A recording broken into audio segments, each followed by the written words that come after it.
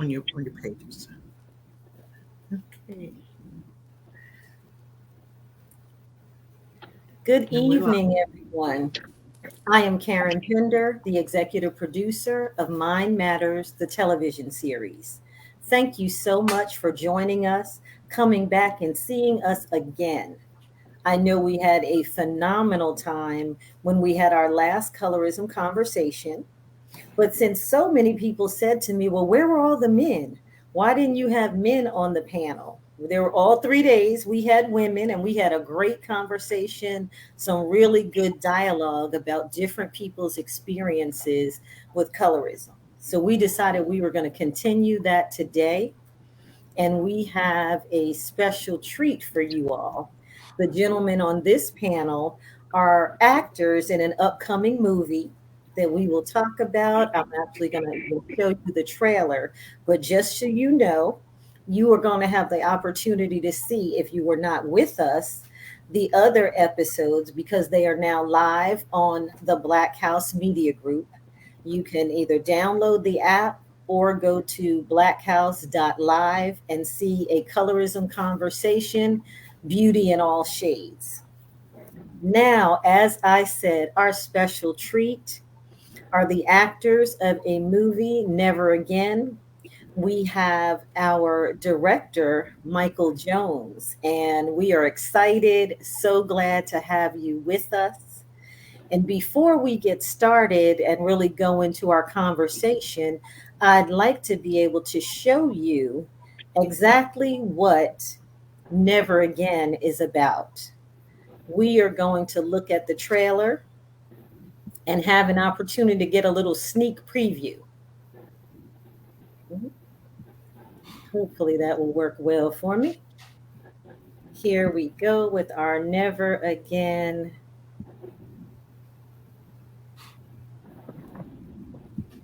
Bear with me, guys. You know, every now and then I have to tweak my little technology skills here.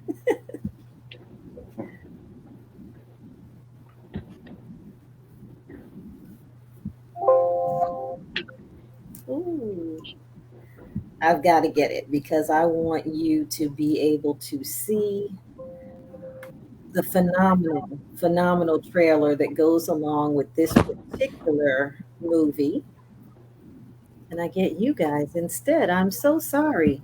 I've got to get it Never because I again. want you to be able to see the Um, phenomenal.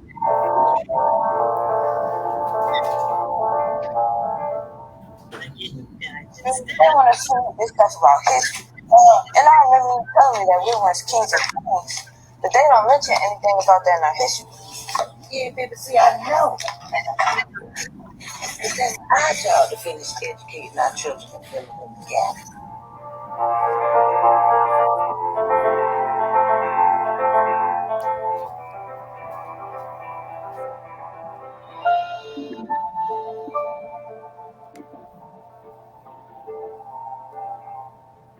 Let me tell you a story about your great-great-great-great-grandfather, slave Jacob, and your great-great-great-great-grandmother, slave Mary. What's your name? Master said my name be Mary. ID, maybe the warrior. No, you gonna find yourself with a sucker. They didn't mention that it was another strong brother hiding around that time. all right, we're going to continue to work And on the day on that he this. died, he had a profound effect upon our black folks. See, that's one of the reasons why it's important for us to break down this mental condition of slavery. Because if we knew what we went through back then, All right, you all. I am going to have to try that again. I was so sure that I had it, but before this episode is over, you will have the opportunity to see the trailer because it is a wonderful, wonderful film. Excuse me. And I can't wait to see it myself. The little bit that I know already, I'm excited about. So, what I'd like to do is go on and introduce the gentleman to you. First of all, we have author, playwright, and filmmaker Michael Jones. Michael Jones has worn many hats throughout his professional career, from registered architect to college professor to published author of a book about community economic empowerment. Each position has allowed him the opportunity to influence the community at large, but none have been as rewarding as the role he's currently playing as writer, director, and producer of three current gospel touring stage plays: Never Again, 40 Acres, Who Stole the Mule, and When God Calls, Will You Answer? Hmm. From 2002 to 2018, and now his first upcoming online streaming movie of his first play, Never Again, will debut on the Black House channel on June 15th of this year. So we are so excited about that. And Mr. Jones, I thank you for joining us this evening. Thank you. Our next gentleman that we will introduce is Tim Gilmore Jr., born Timothy Hamilton Gilmore Jr., was born in a small town in Augusta, Georgia, in August of 1985, aka Tim G Studios. He is an actor, 3D animator, modeler, singer, songwriter, producer, poet, rapper, beat maker, and publisher who is known by his ability to improv. He has been in several screenplays, including Women versus Men, Scrooge, A Fall from Grace, written by JoJo Williams, Monopoly Street, written by Michael Warren, and When God Calls, Will You Answer, written by Michael Jones. He is currently seeking movie roles and collaborations with other artists to add on to his many accomplishments. You can contact him at www.timgstudios.com. Wave for us, sir. How y'all doing? Our next actor is Mr. Varian Hunter. He was born and raised in Augusta, Georgia. He is 37 years old and is married to his lovely wife, Raquel Hunter. We have a 14-year-old daughter. He has a 14-year-old daughter named Rihanna. God is the head of his life and his family's life. He said he is an adventurous person who loves to explore and step out on faith. Having a growing and thriving business called A Lustrous Finish, he specializes in cleaning the exterior of residential and commercial properties. He loves to live life and meet good people. And also, Mr. Hunter said life is teaching him so much alongside, with God along in me, I will conquer everything that I imagine. Mr. Hunter.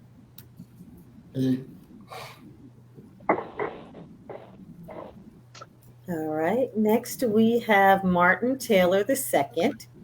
He is a native of Chicago, Illinois, and now resides in Augusta, Georgia.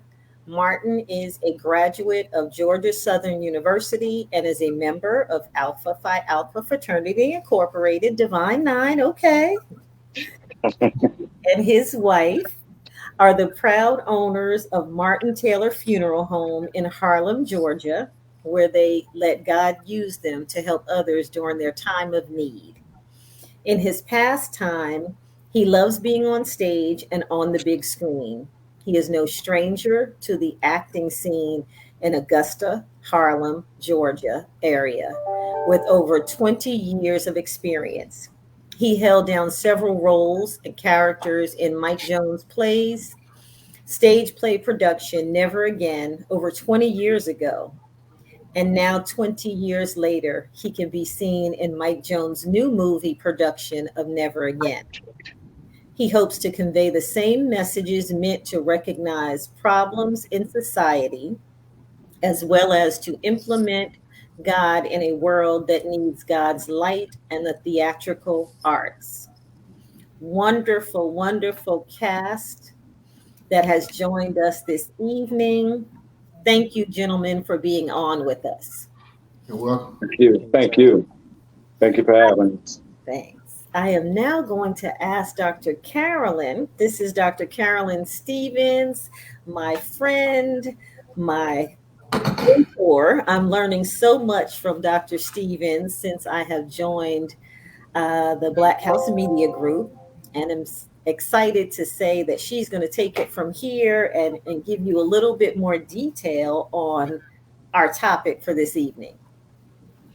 Well, good evening to all of you beautiful people out there in Facebook. We are so excited to be surrounded by these awesome kings. This is just a very small fraction of the cast because I know that there are many people that are part of this awesome film and production, and we'll be able to talk about that just a little bit later. But I serve as the CEO for Black House Media Network, and I cannot express the excitement that we have about uh, airing this film on our network. And so we are so super excited about the film coming Never Again. And so on tonight, I am joined with my colleague, Karen Pender, and we're going to continue the colorism conversation. And we know that many of you watched us those 3 days when we were exploring this topic. We got great feedback from the Facebook audience. And so we want you to do the same thing again. Send us some feedback, make some comments, ask some questions of these gentlemen, and we'll try our best to be able to get to every question if there's a question. And certainly, Karen will look at your comment. So we want you to comment and engage in this very profound conversation. And so, by request, we tonight we are going to explore this conversation. I think Karen put this on a post and with a little bit of a twist, meaning because most of the times when we come together and talk about colorism, light skin versus dark skin, what have you, we usually talk about it from a woman's perspective. And so I am very excited to hear about that topic from a male perspective. And so that's what we're here to do on tonight. And so I want to read just a little bit of a snippet from an article that I found from a student at Walton University. And this topic was the subject for her thesis. And so she says, and I quote, in this study, I explored the social implications of colorism on African American men, specifically focusing on colorism and how it impacts their choice of dating partner and their self esteem. So I want to kind of stop right there. I was just intrigued to hear her comment and how she, a part of her thesis work, that she was able to get feedback from African American men as it concerns colorism and how that affects their choice of dating partner. So I do at some point want to delve into that a little bit. But here's the thing, that there may be some of us who might say, well, I don't feel that way when it comes to a dating partner. And then there may be some who, definitely have some comments on that. But, as we dive into this subject matter, there may be many of us and many of you out there who perhaps thought, I don't think I have a problem when it comes to colorism. And maybe as we dig in a little bit deeper, we may find out that, there are definitely some mindsets that we thought maybe we didn't have as we talk about this subject. So the first question I'd like to ask to any of you gentlemen, and I'm definitely going to go back to that choice of partner, whether it be dating or wife. I definitely am interested in hearing about that piece. But I think I'll pose the question to producer and director, Mr. Mike Jones. I know that in the film, this film covers a lot of dynamics as it concerns the African diaspora, and I'm sure in the film, this colorism topic is probably we're going to probably see something about that as it weaves throughout the film. But my question to you, Mr. Jones, is how do you feel that slavery affected the African diaspora as it concerns this issue of colorism? What are your thoughts on that? Well, it was basically used as a tool. And when you think about it, is that um, in order to control the slave, you had to break their will and you had to control their mind. You can control their bodies, you can make them do certain things as long as you're standing there with a shotgun. But as soon as you lay down, they're going to run off, they're going to burn you down, they're going to kill you or whatever. So um, the slave owners had to come up with a way to control them and manipulate them in a way that they Mhm. will control each other. And one of the easiest ways is to divide and conquer. And color basically was used as one of the tools, just one. But the light skinned slave was able to go in a house, eat some cornbread, have a nice lifestyle as relates to during slavery. The dark skin had to work, but then you, in order to for the light skinned slave to have the privileges they had to make sure that they were watching the dark skin and go Mm. back and report what they're doing. So now you got the light skin informing master on what the dark skin is doing out in the field and what they're doing to run away, to scheme, to break down, or whatever. So now you have the dark skin hating the light skin because the light skin, they see the light skin is giving privileges. But a lot of times they didn't know that the light skinned slave, whether it was male or female, had it even harder in the house than they had in the field. Um, they didn't know what was going on inside the house. Mhm. Um, but all they saw is you coming out here with some cornbread and telling me I got to keep working, but you can go in the house in some shade and I got to keep working. So that was used as a tool for the slave population to be to basically control each other.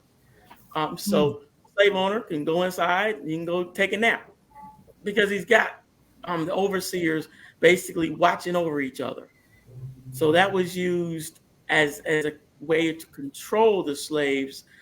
And throughout history, um, things became passing. Um, you're white, you're all right. You're black, go to the back. So things were used in words and to control each other. We use them to control each other. And in the movie, we talk about the brown bag test, and that was done in the 1930s. You held a brown paper bag up to your face, and if Mhm. you're not lighter, you can't come in because we use that as a form of measuring against each other.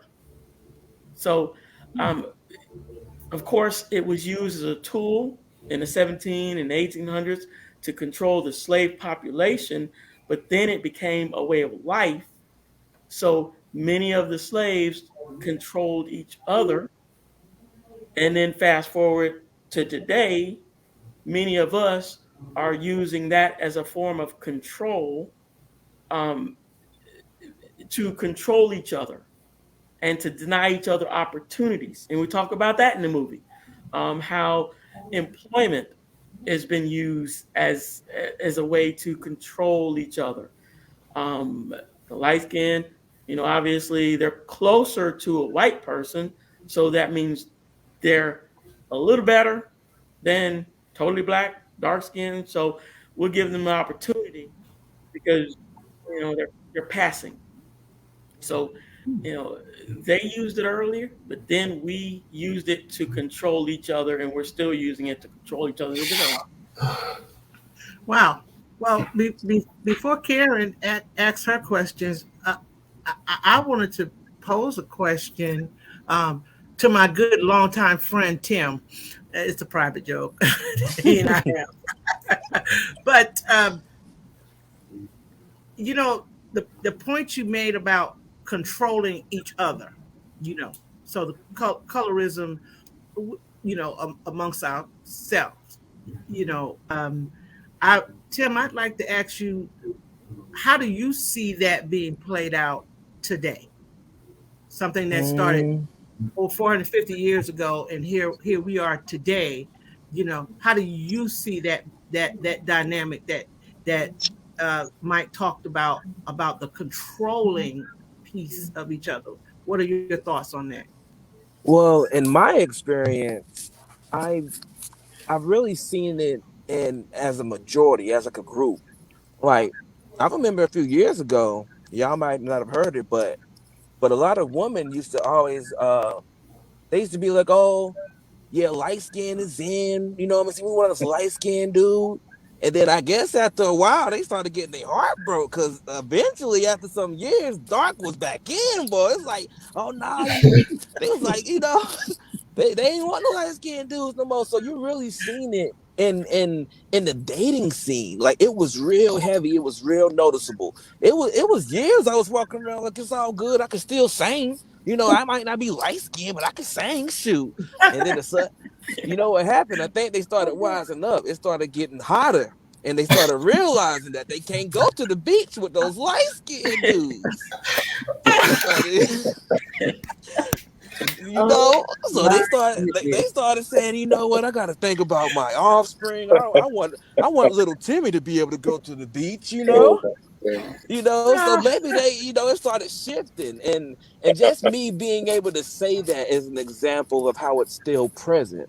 Like for me to even be able to bring that up, to mention that, it's there. It's just subtle. It's like right below the surface, to where you won't really notice it until you think about it. that's right. Mm, mm. You know. Mm, Tim, I love what you said me too. because in our previous conversation, we talked about this exact thing.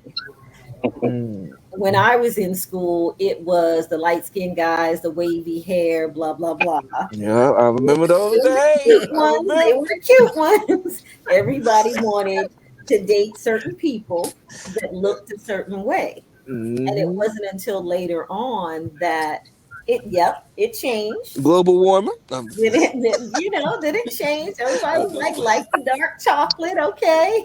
So it's so very interesting, but I was surprised, and as similar to Dr. Carolyn, I'm also a therapist, and I told her, and that's kind of how we started talking about this. In this Mm. day and age, I said, I'm shocked that I still hear people use terms like good hair and pretty privilege. When I had a Hmm. client that said pretty privilege, I said, help me understand what that means. What do you mean pretty privilege?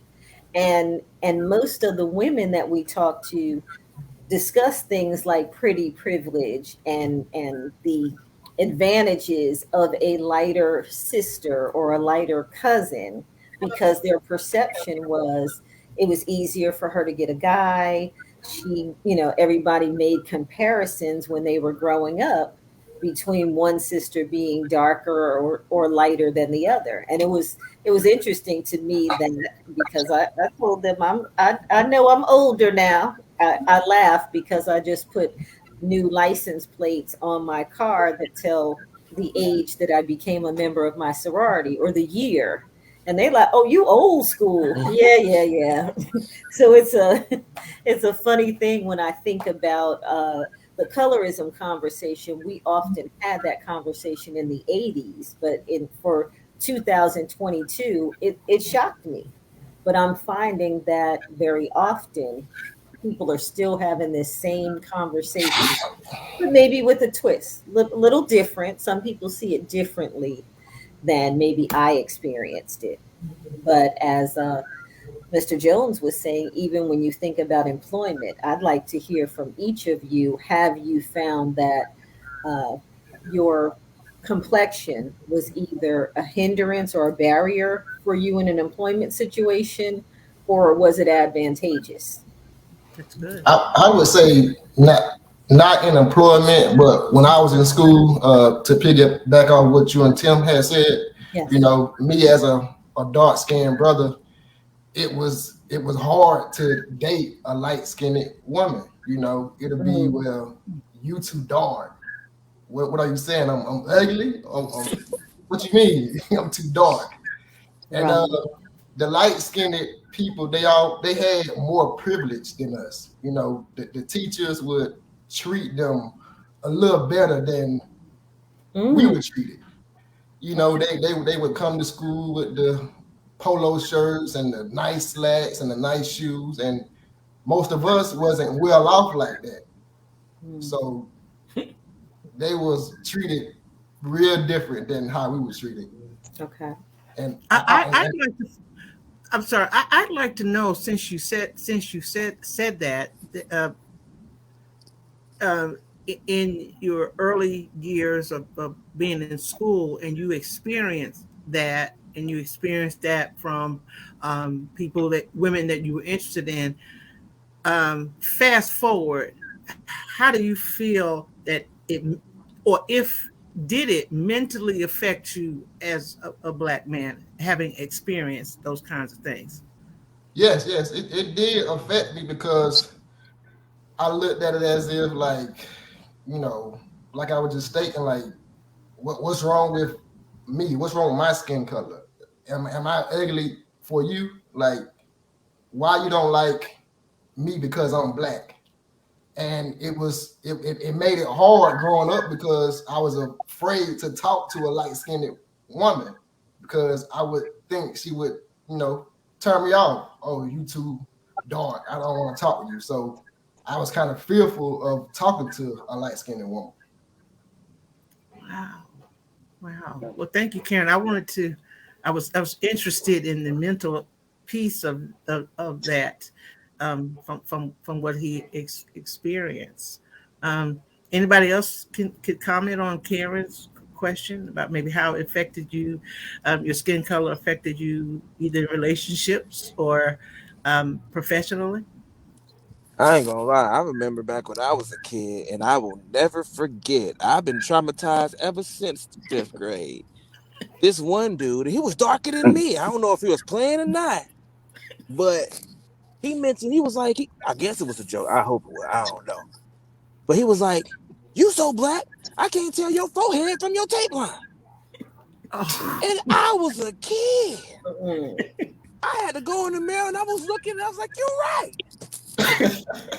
I can't tell my forehead from my tape." And ever since then, it just affected me to the point. I remember when they was talking about Michael Jackson had bleached his skin. I even bought the skin bleach. I was trying to be light skinned. Had it all on my face. The thing didn't work. I want my money back.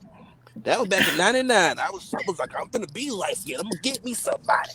I remember them days. I think I put on Vaseline in the bottle that said it was skin white. I don't know what it was, mm. but it sure ain't work. I remember $5.99 back in them days. It's all good Tim, now. I'm glad it didn't work.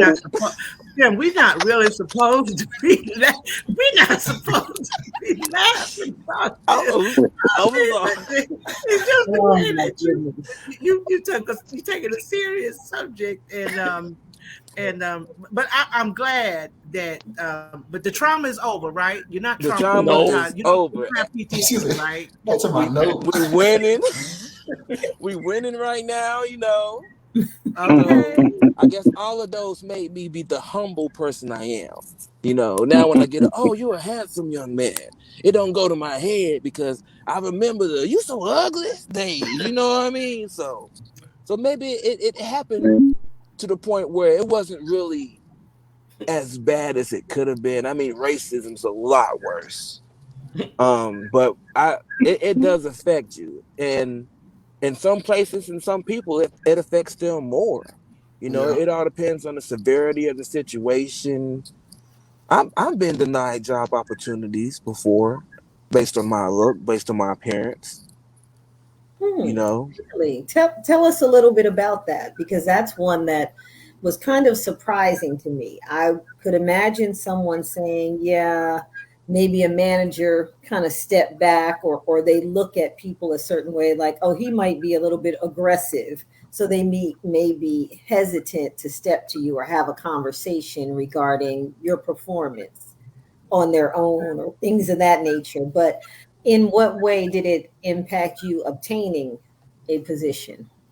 Well, a lot of it had to do with really appearance images, because typically when you have lighter skin, you have a tendency to have straighter hair, more curly hair.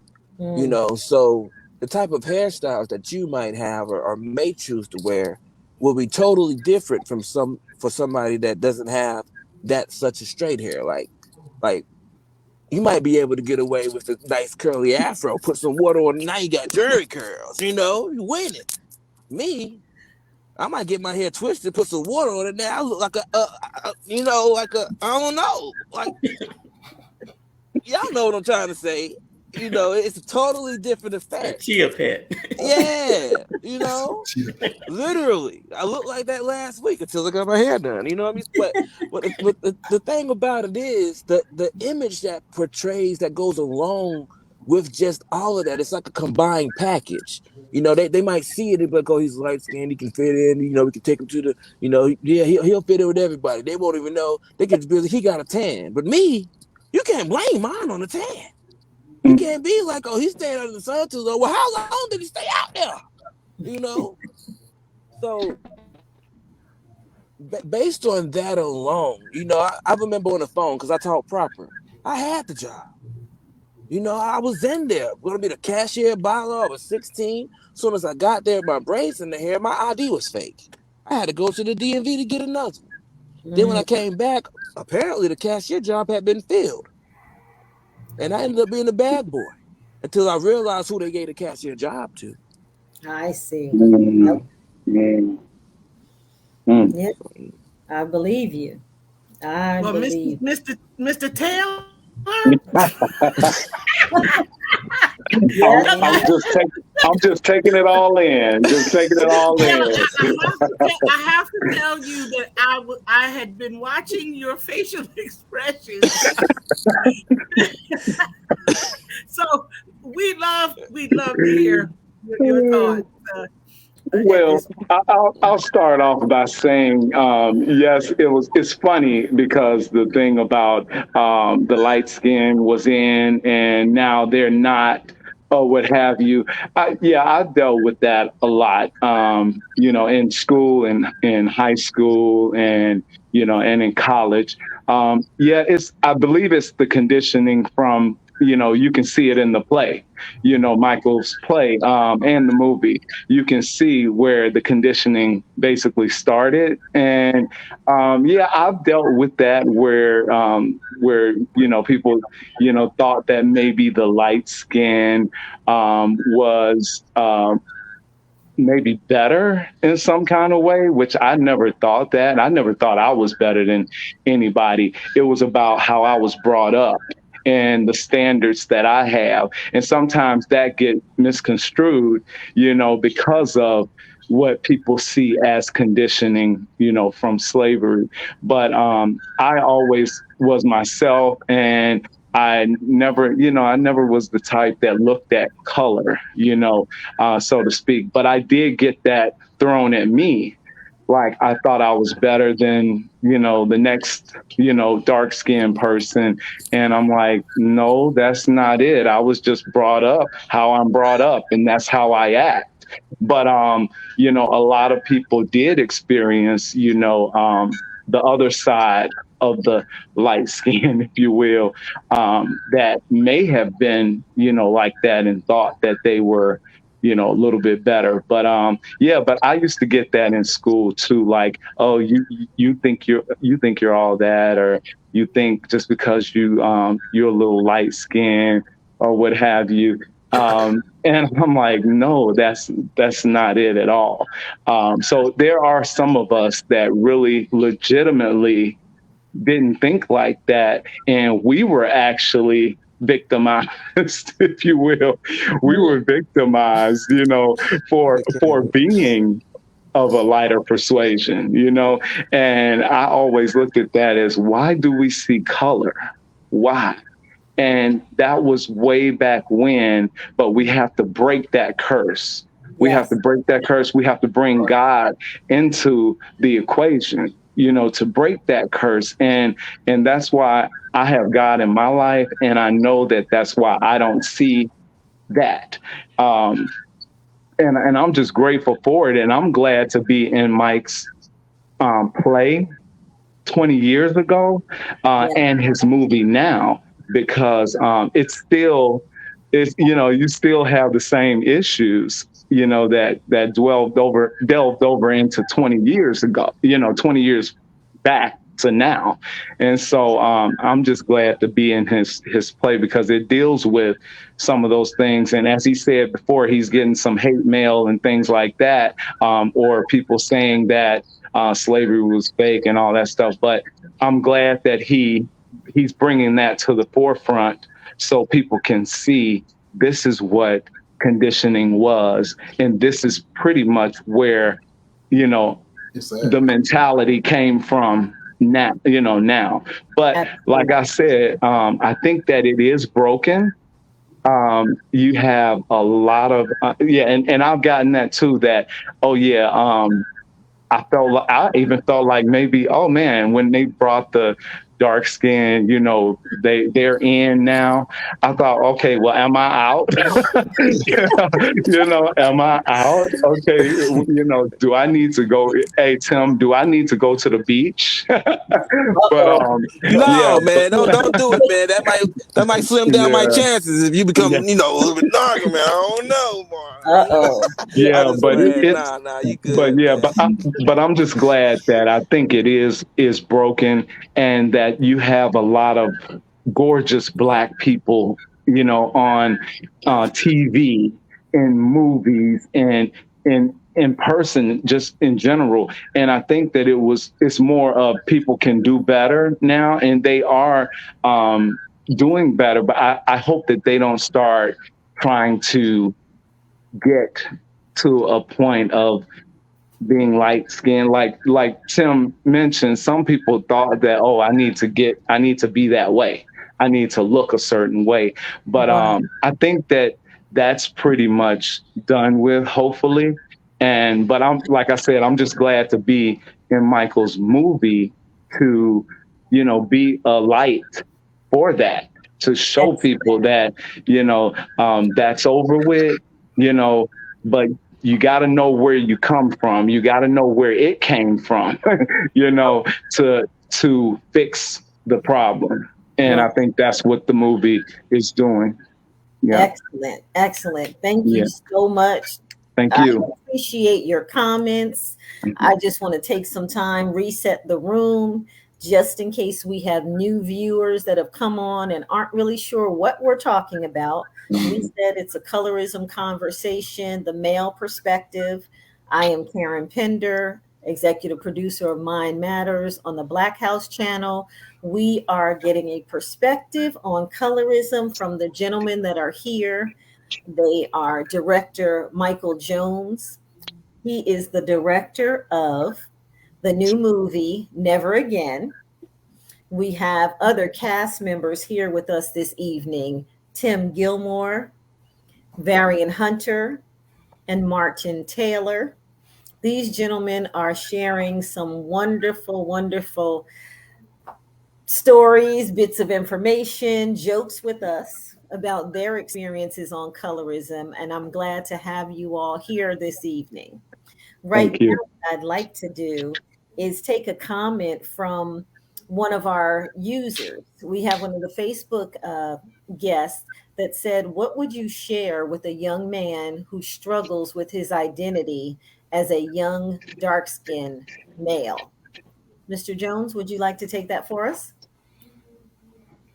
Well, um, what would I share with a young? Well, in order to really exist in this country and thrive, you need to know who you are. and Yes. have a foundation based on Christ, and know, Mhm. have it centered, know who you are, know your um, if you don't know who you are, you'll accept anyone else's opinion of you. Mm. And people they're gonna give you an opinion. They're gonna Yep. say you are this, you are that, or you are that. Um, is like I said, we're getting it with this movie. Um, but we know who we are, we know whose we are, and Mhm. we know what our purpose is. Once you know your purpose and why you're here, everyone has a purpose in life, and I talk about that a lot too. Um, find out your purpose and what you love to do, what your calling in life is. And once you find that out and you have a love for what you're doing, you don't worry about what other people are saying. They're gonna talk about you. That's Yep. their job. Um, and once someone says something to me that makes a lot of sense, that if the devil isn't fighting you, that means you're on his side. Ooh, He don't ooh, care about ooh. Powerful. he don't care Wow. about you because you're doing his purpose. Mhm. But if he's fighting you tooth and nail, and the bills are coming due, and baby's crying, Mhm. and the car messed up, and everything is fighting against you, trying to follow your passion or whatever your passion in life is, that means Mm. you're on the right road. You Mm. just one step away from making a breakthrough.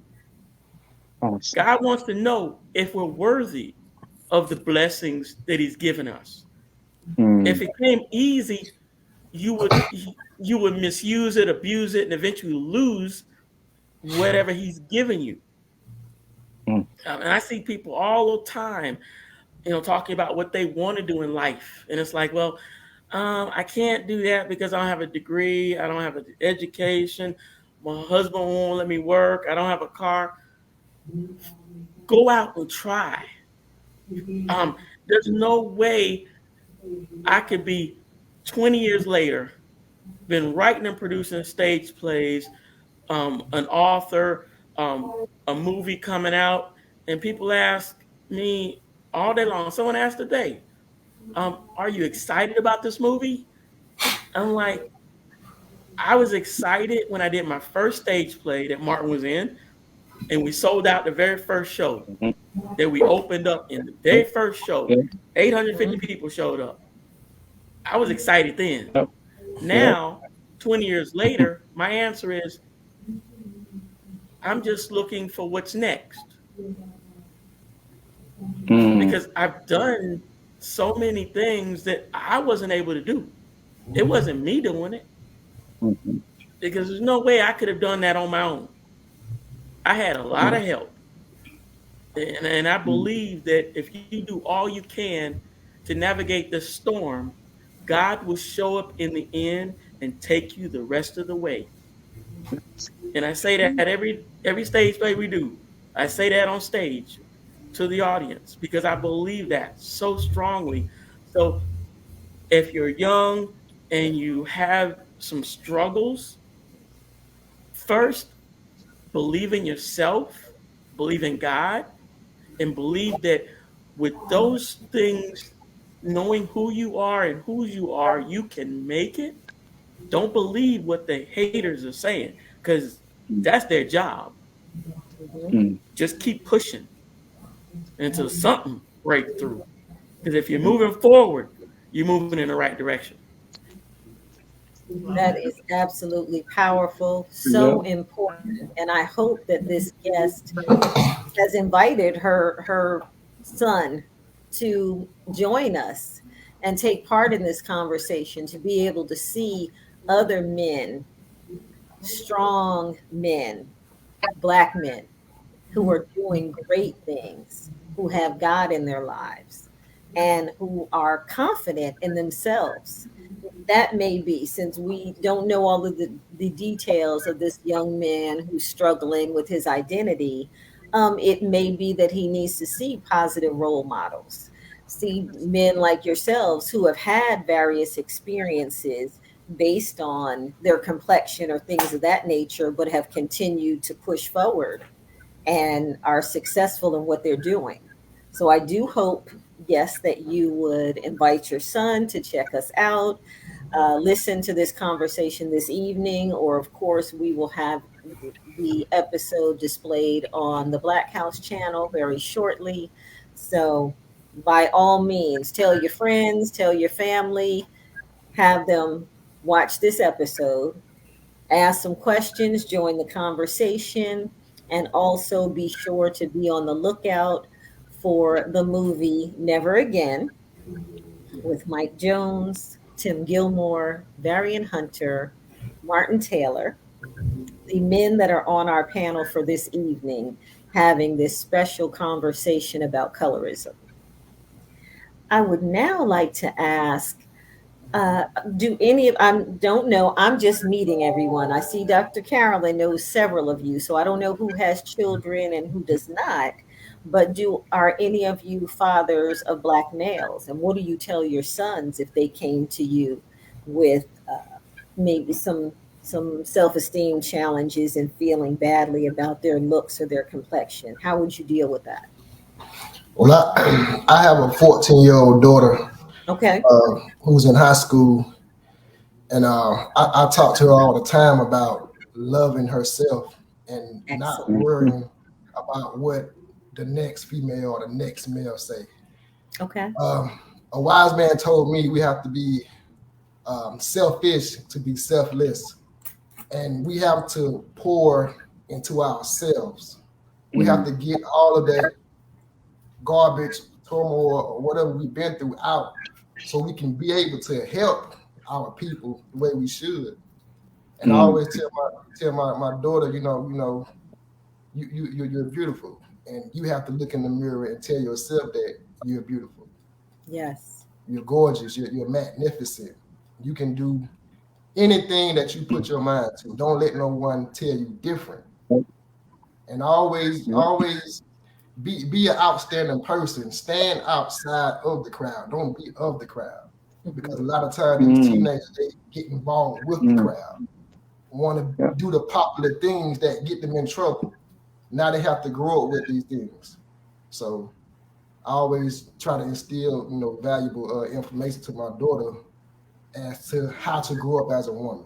I can't teach everything about a woman, but my wife, she do that.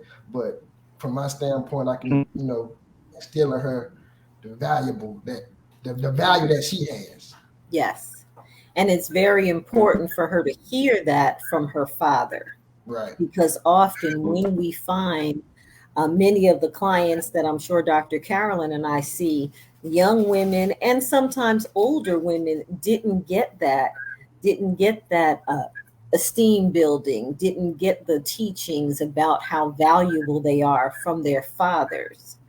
And therefore, we find that those are women that may have challenges in relationships as adults because they struggled. They didn't hear that information that you were pouring into your daughter. So I congratulate you for that. Thank you. Definitely, definitely. I'm probably going to interject a little bit of a comment that I made on some of the previous episodes of the colorism conversation.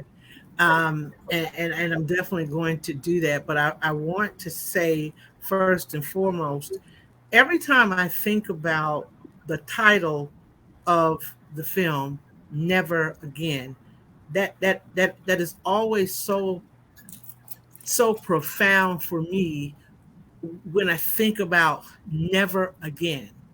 And um, somewhat in correlation with what Mr. Taylor talked about, you know, being able to eradicate a lot of the stigmas that have been placed on us as a diaspora from the European culture. But most importantly, being able to eradicate the pathologies that as a people that we begin to develop as a result of slavery. I think that is most important. Um, it's not really the focus on how they see us, but for me, I'm very passionate about how do we see us and what is our verbiage amongst ourselves as a culture, and how do we see each other, whether we're light skin, dark skin, pecan tan, whatever you want to call it. Because at the end of the day, black is just beautiful, baby. I don't care what shade it comes in. Okay, Yes. black is beautiful. And I think for those of us in the community that are still perpetuating, colorism and saying some of the negative verbiage that goes along with it, that it is my hope through viewing the film that we say never again. Having kinds of open discussions that we say never again, that we start inside and let that work outside, meaning that within ourselves and among ourselves, that we stop perpetuating some of these ideologies, and that we begin to use positive verbiage, by not distinguishing between the light skinned brother or the dark skinned brother or the light skinned sister, the dark skinned sister. And hey, let's just say, hey, black is beautiful anyway, all around, regardless of whatever shade of color that we come in. And Karen, thank you for letting me say that. And I want to say this one other thing. I did say this in our last colorism conversation, and so I feel necessary to say this again, that when I hear black people, and in this day there are still black people that will express this to some degree, or they feel this way, especially if they come from maybe the baby boomer generation, and they carry some of their experiences into today, to feel that light skinned people just had it better. So I'm gonna drop this, and Karen already kind of know what I'm gonna drop, because I do want us to keep this. Now, when you really think about this thing and say, well, the light skinned folks had it better, did we really? So you got working in the field in the hot sun, and you got getting raped and sodomized all day in the man. Did we really have it better? But that was part of how they pit us against each other to make it look as if though that the light skinned person had it better. That was all psychological to make our darker skinned brothers and sisters feel, oh, we don't like her because she was able to be in master's house, and she was able to cook, and she was able to clean, and she somehow had it better. But now we know history. We know that light skinned sister was being raped and sodomized all day long. And personally, for me, I'd have preferred to been out in the field, and not gone through that level of psychological trauma. So, as a people, we got to know this. Okay, we got to know this, because I have had women who have said to me, I could think about professionally. I had a very, you know, this conversation that I had with a Caucasian woman, and she was honest enough, because we had gotten to know each other. She said, Carolyn, I'm going to be honest. The reason you didn't get the job is because you're light skinned, you look too close to white, and that's very intimidating. You're an educated woman, don't know you're black, but you look too close to white. And we preferred to have a dark skinned person because we felt that a darker skinned person would be more submissive and listen to what we have to say. So trust me, I was indeed traumatized by that remark. So as a people, we've all been traumatized, is what I'm trying to say. So we definitely have no reason to continue to perpetuate the discord amongst ourselves. Yes. Thank you so much. Yes. Thank you so much for that, Dr. Carolyn. You are absolutely right. We see one of our guests has put in the chat as well. It was all trauma. And that's why I think this conversation is so important, because I think we all seem to take it from our own perspective. And the reason that I say that, and it is important to know our history, but often when you think about these things, I think about it from the dark skinned woman's perspective. And I said, when we started on the first day of this conversation, I was embarrassed to say that when I first began to think about this, it was at a women's conference for my church, and another sister that was there with me, she said to me, "You often don't hear about the light-skinned woman's trauma." And I kind of looked at her like, "What do you mean?" Because I was able to hear a grandmother tell her three daughters who were brown skinned how beautiful they were. And she had created a little group for them called the Chocolate Diamonds. And she said, "I call them my chocolate diamonds because I want them to know how valuable they are, how beautiful they are, and to love their complexion." And I thought that was so beautiful, and that kind of started a conversation at our table. But it was interesting because all of the time I always thought about it from those, maybe saying I wasn't chosen because I am a brown skinned woman. And I shared on the program before that even as I prepared for marriage, someone said they were surprised. Am I getting feedback? Someone was saying they were surprised that I was uh, getting married to the gentleman that I married, because this young lady said, "I'm surprised. I thought he would have married." She never actually said a light skinned girl, but I knew it based on who she was and how she interacted with people. So I was like, oh, am I marrying up because he's light, and to me, he's not even light skinned. He's still brown, but he had the wavy hair. So I guess that made a difference. But it's funny how people say things just like it's nothing. But that always stuck out in my head, and I was highly offended. I still think about it today, and I'm annoyed. But it's really interesting that whether it's on a job, whether it's in a relationship, I think we all have had different types of experience that have to do with our complexion.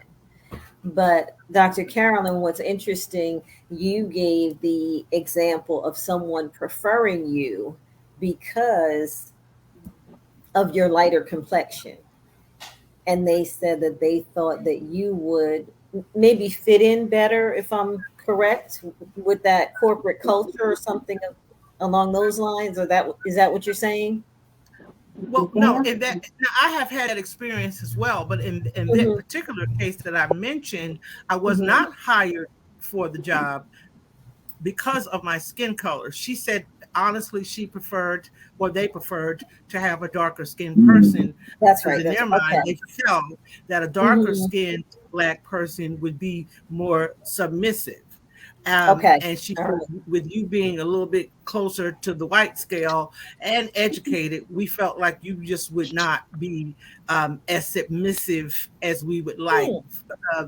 for a black person to be. So that was a bit different. I've heard it, on On both both sides. both Okay. both And sides actually. yes, I see one of our guests saying, "Wow." And that's how it threw me a little bit, because it's almost, when I think about, they perceive the darker skinned woman to be more submissive, but typically it's perceived that the darker skinned male is more aggressive. And I know I was saying that before, but I was in a management position with a large organization, and I remember when it was time to have, they were going to terminate a gentleman. And I remember that they purposely had, with the guy before him, there was no security guard. But when it was the black male that they were terminating for whatever the reason was, they made sure that they had someone else outside that door. Like they just looked at him and perceived that it might be a problem. And because I had managed him at one point and he was a part of my team, I knew him well and had never seen any situation in a, had done anything that would make you be concerned about whether this was going to be a situation that would get out of control. But I just took note of how they handled the situation differently when it was a darker skinned male versus a much lighter male.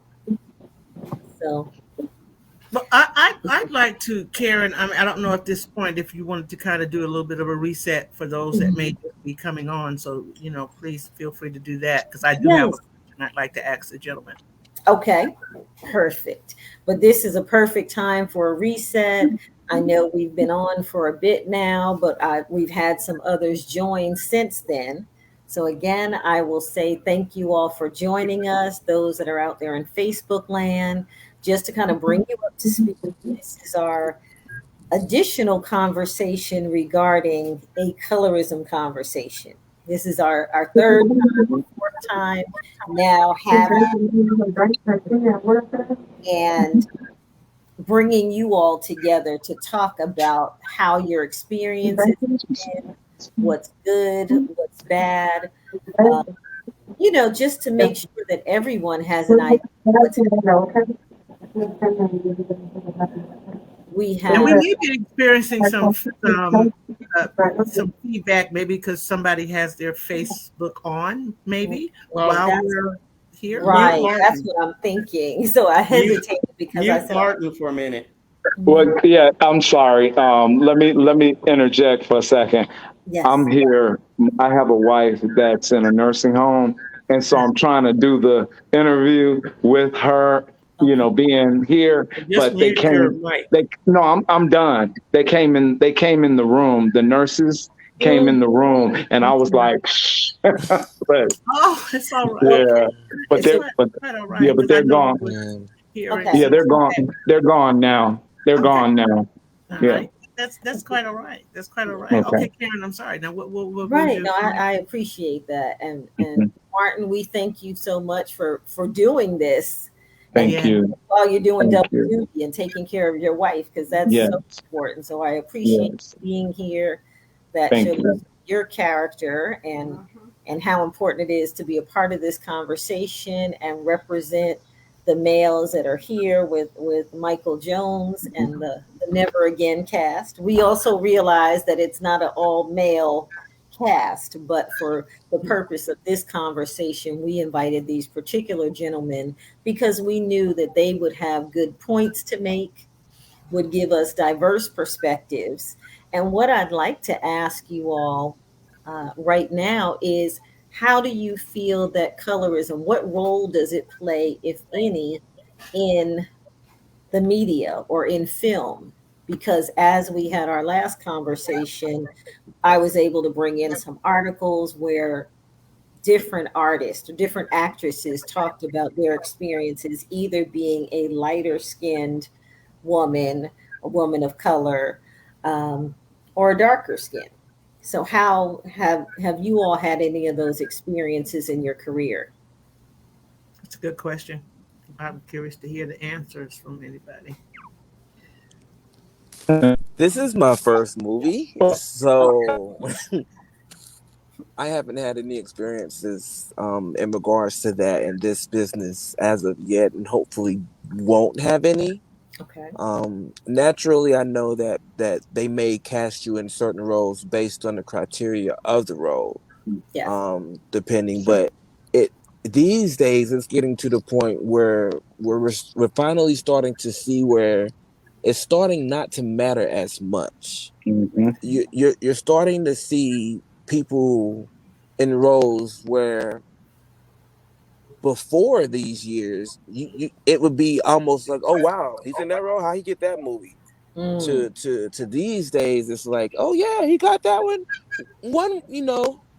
that's good. It's more to the lines of where we're getting to the point where it's becoming commonplace to see us or to see anyone in a position that normally couldn't be possible in the early years or in the 80s. You know, Mhm. it's people are starting to realize that these perceptions that we've built aren't really who we are, you know, and it's starting to show in conversations. The more you do a kind favor for somebody that might not even be of the same color, we're starting to break down these barriers that have been put up strategically for so long. Of course, Mhm. it's not to, the point where it needs to be, but I do see it slowly changing in a positive manner. Wonderful. I Very like that answer, I'd like to maybe ask Mr. Jones. Yeah. And as you were talking and Karen, you asked that question. I thought about Sidney Poitier, how Well, yeah, he was so yeah. A lot of phenomenal in that he was typecast as a leading role.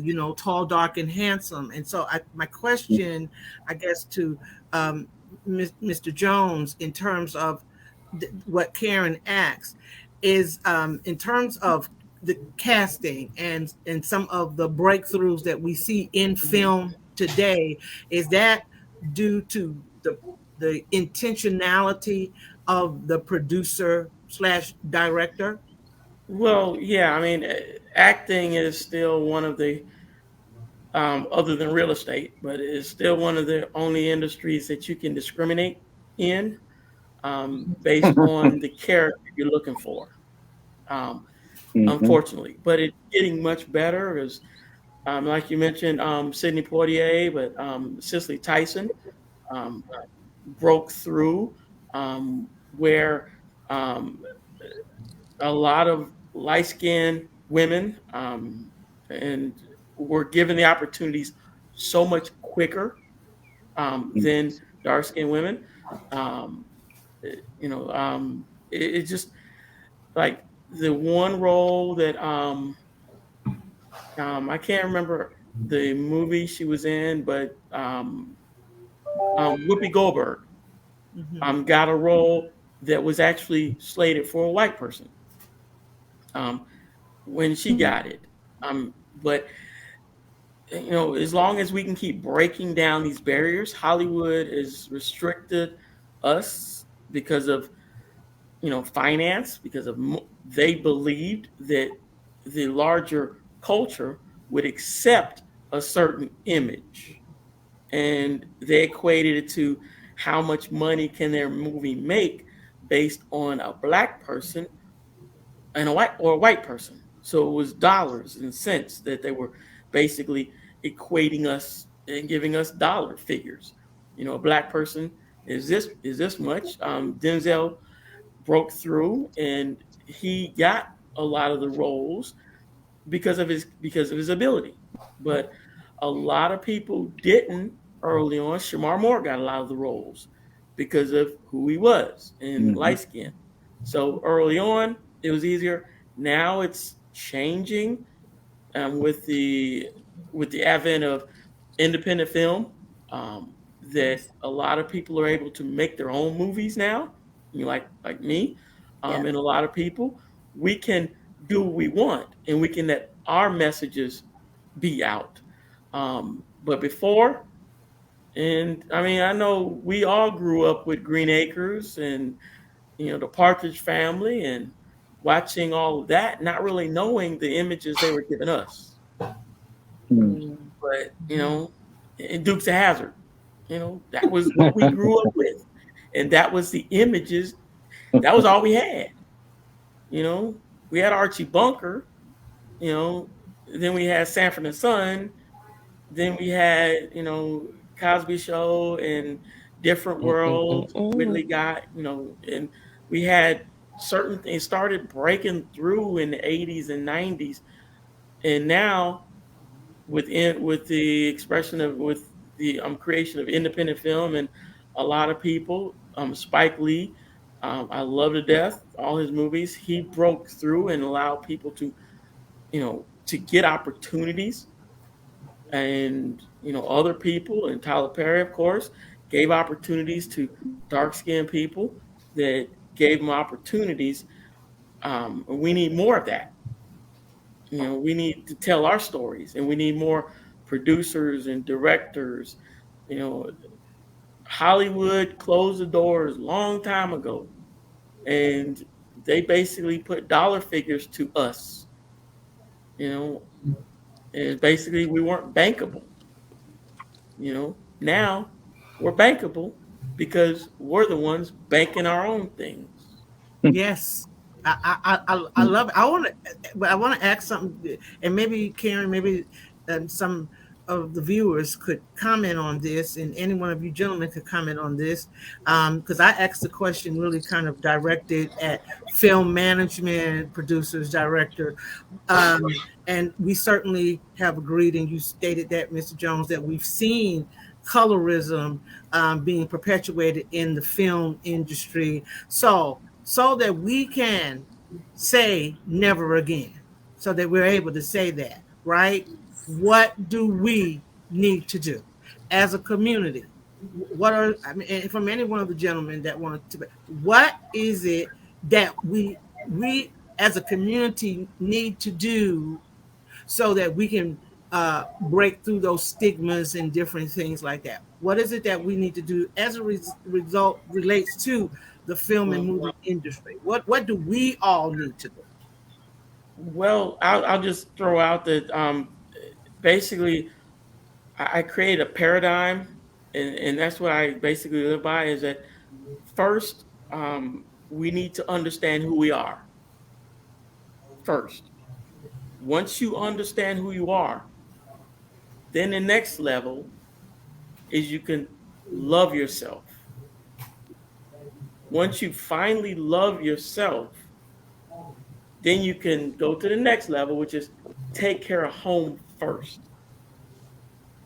Then, after you've taken care of your home, feed your kids before you go next door and feed the next door neighbor. Then you can take care of the community. We can't unified community. We can't unified cooperative economics, Ujima, and many of the principles are hard to achieve if down at the bottom you don't know yourself. And if you don't have a foundation, because I'm an architect, I speak in architectural terms, the bigger you build a mansion, but if it's built on quicksand, the bigger you build it, the lower it's going to sink because your foundation is not shored up. We need to shore up our foundation. And our foundation is knowing who we are as African people first. We were kings and queens. Yep. Slavery did not begin us. We were kings and queens. Imhotep, Hannibal. And no, Hannibal wasn't, he didn't eat people in that movie. He was the military genius. And all the genuine people that we came from, we created mathematics, we created science, we created astronomy, we created all of the things. But then we went from kings and queens to slaves, and that slavery broke who we were. We need to get back to it takes a village to raise a child, but you need to know who that child is, Right. and that's the foundation. So, like I said, know who you are, love yourself, take care of home first, then take care of your community. I agree. Even the dog agrees.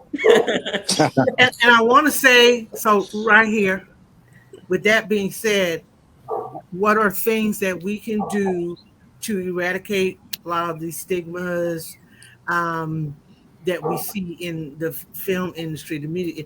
Everybody can do something real simple. Please give us the correct date, Mr. Jones, because I've heard about Juneteenth. okay, Juneteenth. Juneteenth, which is June 19th.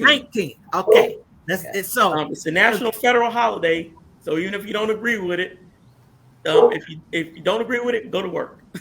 So I wanted to say, what can we do on June 19th support this film? We can log in to Black House Channel and watch a movie. and support, and that is, and let the world see the kind of things, the kind of films, the kind of people that we want to watch. um Yes. and so that is something profound, but could be small, but it's not Yeah. small. That is how we can make a statement about the kinds of films and content and things that we want to see, the kinds of actors and actresses that we want to see. We want to see a beautiful array of us, light skin, dark skin, pecan tan, whatever, and we We can got it all. make a sound by supporting. So everybody support this film. That's what I want to say. Mhm. And I got a comment on what we could possibly try to do to help reduce the amount of stereotypeness that we, partake in. It's the little subtle things. Like we might try to describe somebody. And we might be like, oh, the light skinned dude. We need to get away from that. We need to find other ways to describe each other Yes. Yes. that Mhm. that that does not include the color. You could be like, "Are you Mhm. talking about Tim? You shouldn't describe Tim as, oh, he's talking about the guy that sings all the time." No, describe. Well, that would be better than saying you talking about the dark guy with the dreads. Like anybody can be dark with dreads. Anybody, but Not dreads. well, not dreads. I'm sorry, locks. Locks. I keep forgetting y'all locks. But anybody could be dark with locks. Somebody could be light with locks. But you don't want to get to the habit and get to the normality of describing each other like that. Like Right. I shouldn't be like, you know that guy that was on the move with me. Martin. Yeah, the light skinned dude. Like I shouldn't describe him as that. I should be like, Martin. The kind hearted one, the one that played this Yeah. character. And it should be like that. I Yeah. should never use the light skinned guy. And vice versa. Nobody should never be like, the dark one, you Right. know? Or Wow. or who do you like out Yeah. of those two girls? I like the light skinned chicks. I like the ones that make me happy. We gotta get away from characterizing each Yeah. other in that tone, because if we don't, it's always gonna be there subconsciously. Yes. That's so So true. Yeah. Great point. I, Powerful. I wanted I wanted to say one thing real quick to piggyback what Tim said. Yeah, I think that is something. Well, first off, something that they people can do is tune in, like you said, to the movie. Mike Yes. has done a great job with giving you what we don't need to do. You know, and just like me, for instance, I said, Mike, why am I always cast the bad guy? I am typically the one that you love to hate, but I'm totally opposite of that. Like Tim said, I'm opposite of what my characters typically are in this. And I did have to be kind of type cast, if you will, because to get the point across. During that time, like the paper bag, you mentioned the paper bag test and things like that. And so I want to say that even though I probably did a pretty good job at the roles that I had, they were horrible, people to me. They were showing us who we don't need to be anymore. And so Mike did a good job in showing who ought not to be. And hopefully people can get that from this movie, and we can have more movies like the one that Mike has put together. Yeah. That's power. That's powerful, and I applaud you, Mr. Jones, for being intentional about reversing Mm. things to change our pathology and how we think about things and the way we think about things. And I like what Tim said about being intentional, because it's about being intentional. We're having Mm. this conversation, and but then we want to take away from it, uh, doing our part in being intentional and not describing people according to their color. You know, Yeah. uh, um, not saying things like, and I'm talking to you beautiful kings out there, you know, I don't want to be called Yalla. I, I don't want to be Mm, being called Red or Red Bone. You Red know, one. the Red Bone lady, that yellow gal. And you know, of course, I've heard all those kinds of things, and you know, I always cringe when I hear it. But that's within my own culture that I've heard these things, and so Mhm. I agree with Tim Mm-hmm. that we Mm-hmm. start to change Yes. things. We start to change those things when we start to change and we change our verbiage. Yeah. And I noticed something that happened between Tim and Mike when Tim said dreads, and Mike said no. Wait a minute, and I think that's an important and profound exchange because that's two brothers educating each other. And Right. Yeah. sometimes we need mm, Yep. Yeah. we need to remind each other without getting offended, but Mhm. keeping each other accountable because we've adapted this language, and so we Mm-hmm. have to help right. each other to change the language. And when we can do that, that's when we can really say never again. We're not going to keep doing the light skin dark skin Yeah. game stuff like Mm-hmm. that. Never again. So that's really powerful. That's really powerful. Right. And Right. the Right. piggyback off of that, that's not the first time he told me that. So that means some habits are hard to break. So it might not be as easy as we want it to be to transition away from doing these things. Then we will have to be mindful and we will have to remind each other. Because just like that, I easily forgot. But when you reminded me, I was like, "Oh yeah, you're right. They're locks. I remember what we're supposed to call them." Mm-hmm. But if we never had that conversation and we never be like, "Hey, remember they're not, they're locks. They're really locks." Then, or remember, don't describe her as light skinned. Then we won't get used to it. See, the thing about learning how to do something, the more you do it, the better you get at it. So Yeah. the first thing we have to do is start Mm-hmm. doing it. Eventually it's going to Mm-hmm. become habit because our bodies and our minds, they are trained to build synapses that allow us to do the things that we normally do on an easier basis.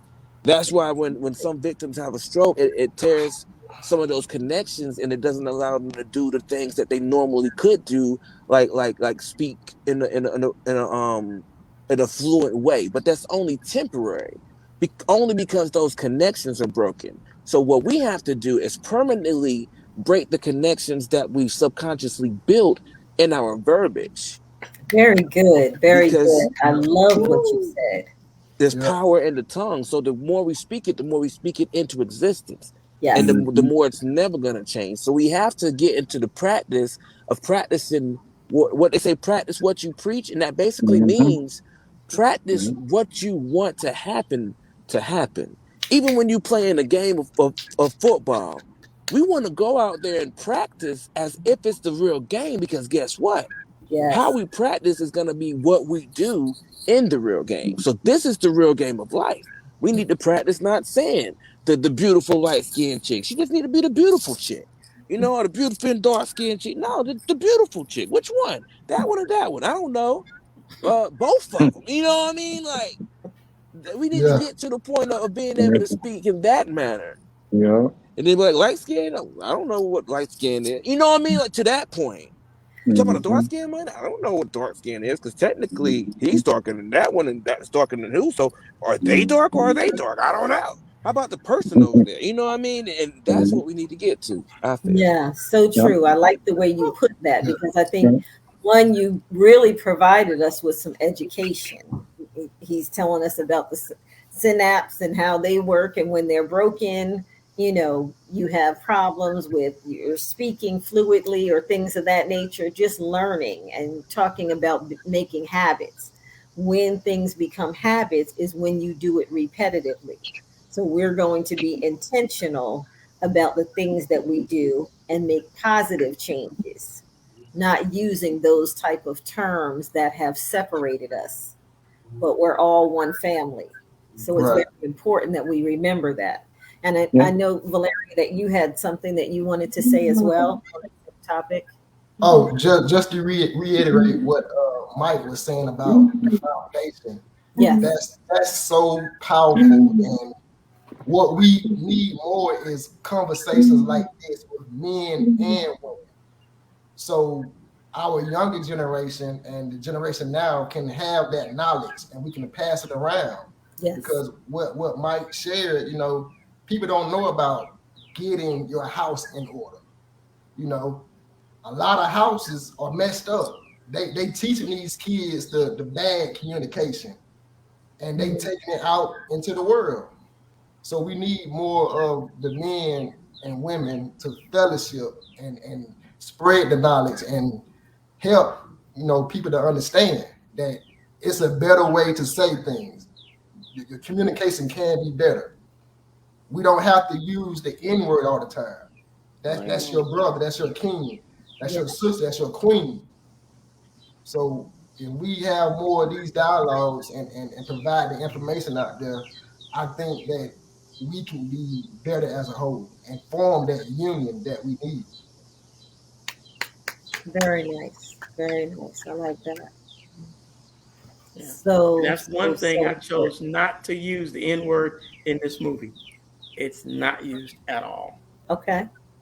All right. That's another one. I like to hear that because often I think that's another thing that's a habit for some. Hmm. In our community growing up, so many people use the N word. They still say it like it's no big deal. And I've had clients that come in. They're coming into my therapy office. They sit down on the couch and they're like, Miss Pender, let me tell you what that did. And Mm, they say it just as loud. And I'm like, please, let's try to refrain from that because it just rolls off people's tongue because Yeah. They want to that change the happens. spelling of it to make it like, Make it more. It's a different word now. Ebonics. Right, You right, know, and it's worse because I've experienced a situation where one of my, I'll say, colleagues, you know, of no color, felt comfortable using the word, and I'm like, bro, you can't say that. Like, it's not cool. Like, I might not, get very angry and offensive and try to take you down because I went to school with you. I remember you in third grade, but you can't be going around saying that right, with no melanin. It's already bad. We do it, and it didn't register. right. So it just lets you know that he might not have meant no harm. Apparently, but it's in our music. Yeah, And music is used to teach. How many of us learn our ABCs through the song? I guarantee you right now, if somebody asks what your ABCs is, the first thing you're gonna do is say ABC in your mind. Now you might not say it out loud, but you're gonna say right, A. You're gonna hit the first two notes. So if we already know that the music is influencing us, we really need to take it out of the music because it's so powerful, the words. And now you got millions of people hearing it, and you got that frequency vibrating, speaking those words, and now yeah, that word can go everywhere, and it yep, can be so common as a bar. I got the over here, and then it'll be so catchy to the point where it'll be the next best craze until we stop it. right, right. Yep. right. It's good. Excellent, It's good. excellent point. Well, I know we are coming to the end. I'd like to give Michael Jones an opportunity to give us some final words about your play, your the movie, movie. Never Yes. Again. Yes. Well, just I just really want people to tune in, watch the movie, and I'm praying that it opens a dialogue, an honest dialogue of what we are doing and what we need to do to make it better for us. Um, Never Again is very important because it's so many things that we're doing in our community. Um, we've been taught, bad, like Tim said, we've been taught bad things to do, but now we need to reinvent ourselves, Yes. um, Mhm. because and there's certain things that and I was in the AU.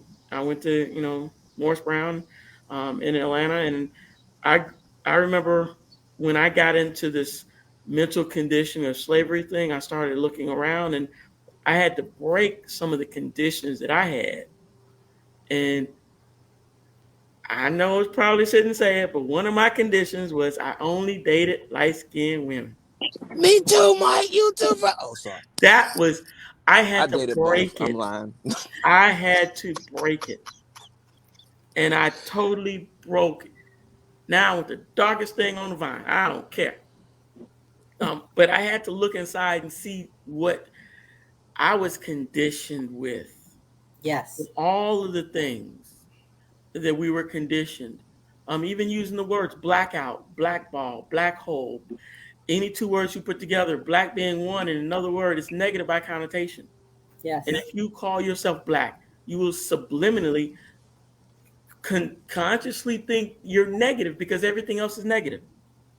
Negative or funeral, black for a funeral, and white for a wedding. You Mm. will subliminally think that you're negative. We need to break those conditions.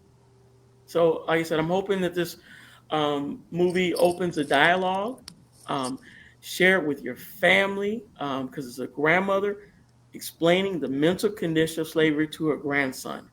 And you Mhm. actually see what she's explaining from the light skin, dark skin, long hair, short hair, in house, out house.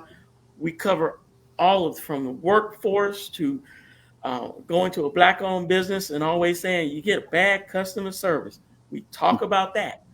We talk Okay. about all the aspects.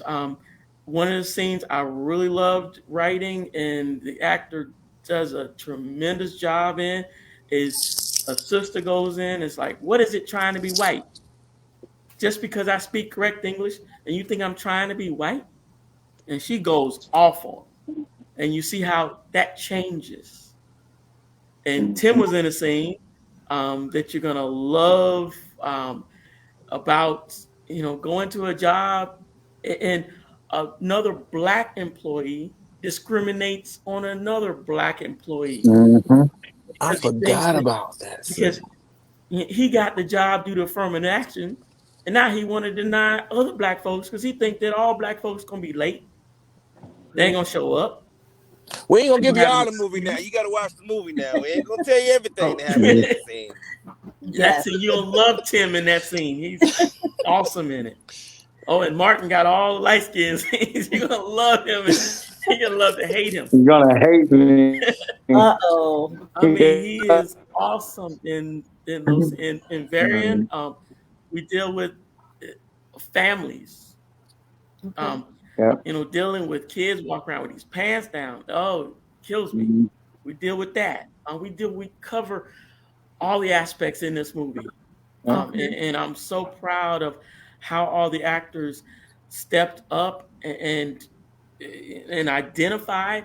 So when you see the movie, you're gonna find something that you identify with, and that's what I want. And I want you to see it and then say, well, what can I do? Because I see myself. I see how negative that comment that I said hurt another person. I just conditioned that person to hate themselves because of the things I've said to them. Mm. You Okay. know, I mean, and grandma used to say, "You're black and you're male, so you got two strikes against you." That's negative. Right. Mhm. Right. Only in math you can multiply two minus two and you get a positive. Um, Negatives, you can't give a child a positive thing by giving him negative reinforcement. So very Mhm. true. So And I see you are Mhm. going to be teaching. You are going to be teaching I do this teach fifth movie. grade. Okay. So Okay. you said, do we have kids? I got 30 of them. All right. We love that. We Well, they're love kids our in the school, not mine personally. right. We love our educators, and I am sure that you are giving them words of wisdom on a daily basis. So Yeah. thank you for what you do. Thank you. And again, gentlemen, thank you so much for joining us. I Yes. can't wait. Thank And you. as Thanks. Mike said, it is Juneteenth, Yes. Yeah. June 19th, that the movie will be coming out.